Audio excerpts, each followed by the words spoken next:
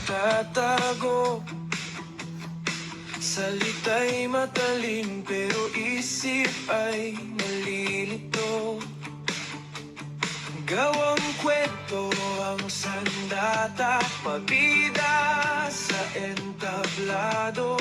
Kapag katotohanan na biglang naglalaho. Sinungaling ang tinig, pa-victim ang tono. Takot sa salamin ang sariling anino. Mukhang pera, mukhang views ang galaw ng mundo.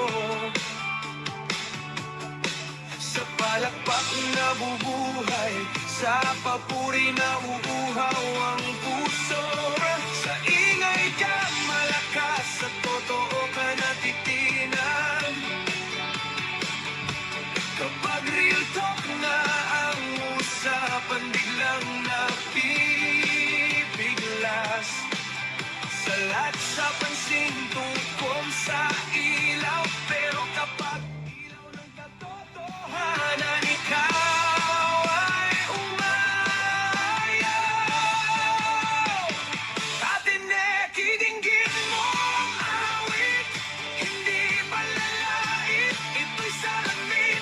Real talk ang tunog, dahan-dahang tumatama. Nadudurog ang maskara, nahuhulog ang drama.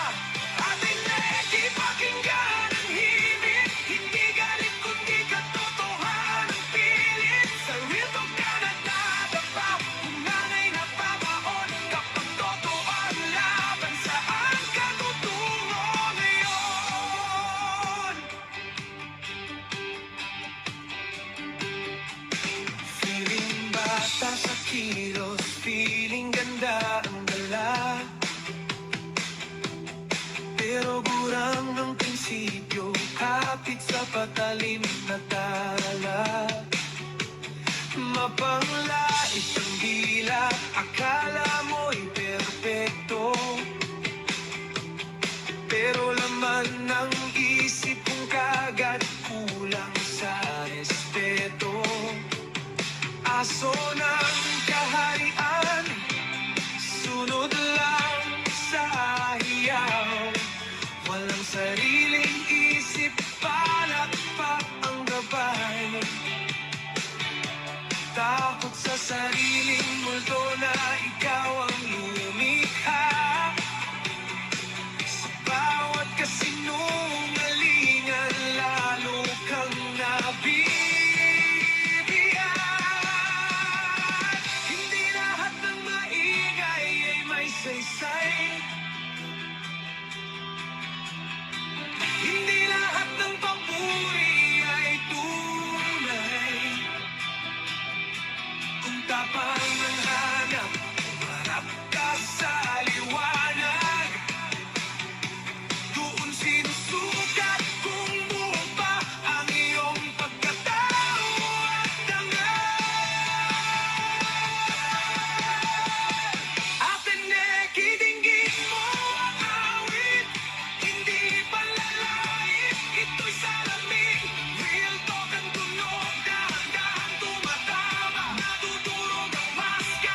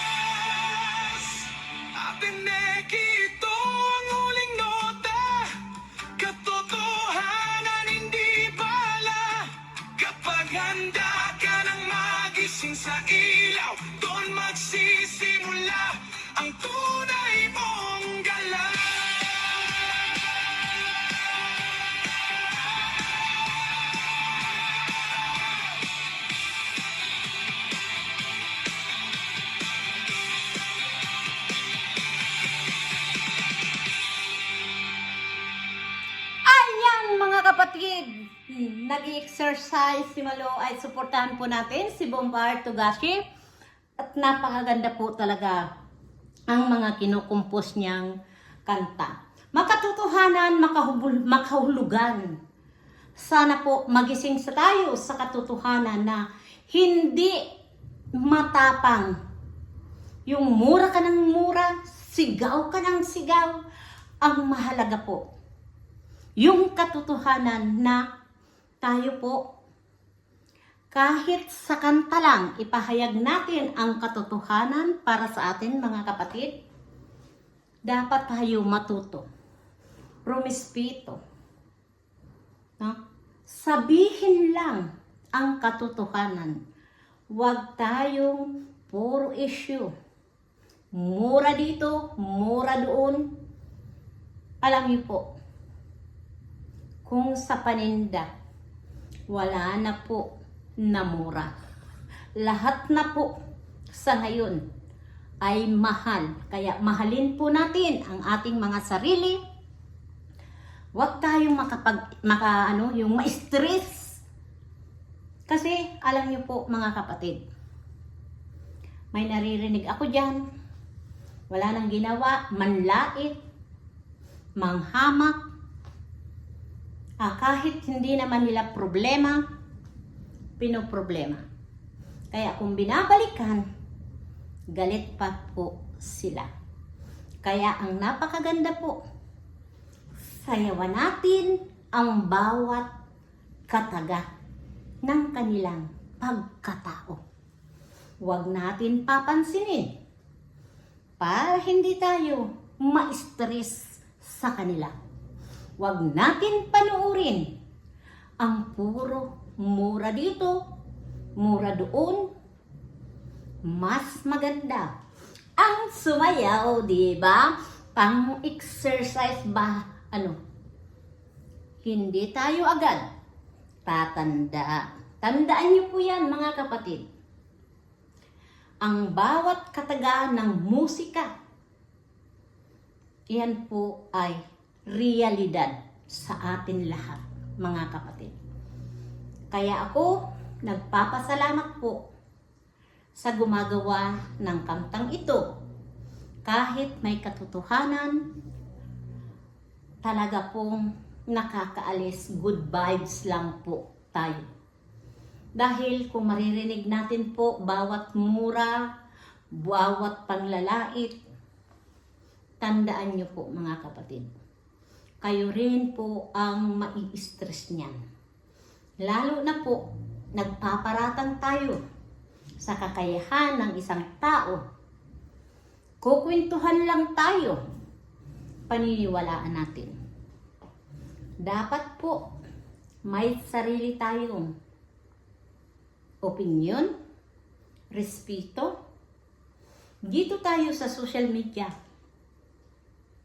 palangalagaan natin ang reputasyon natin. Dahil po, napapanood tayo sa buong mundo. Ako, si Malo de los Santos, ano man ang ibato nyo, ano man ang sabihin nyo, I'm so proud na naging Malo de los Santos ako. Dahil ako po, walang inurakan at wala akong minura.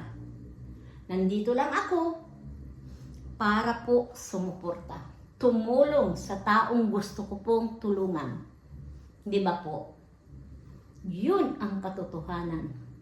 Yung iba dyan, na walang alam, sabihin, maghanda ka, Malo de los Santos. Put! Kilala natin yun. Yung taong malansa. Kaya po, yung taong malansa yun, dapat po, mag-ingat kayo. Baka, pag binilikan kayo, iiyak-iyak po kayo. Diba? Hanggang dito na lang po. Suportahan natin po si Bombard Togashi dahil napakaganda po ang kanyang mga kanta. Lalo na rin po, suportahan natin din po dito sa Rochelle Community si Pugo. Pugi ng KSA. Ayan, Pugo. Alam niyo po mga kapatid, we love you so much at sa inyong mga viewers na nagmamahal po dito sa Rochelle Community at sa Maglangga, lalong-lalo na po kay Malu de los Santos. We love you. Bye-bye.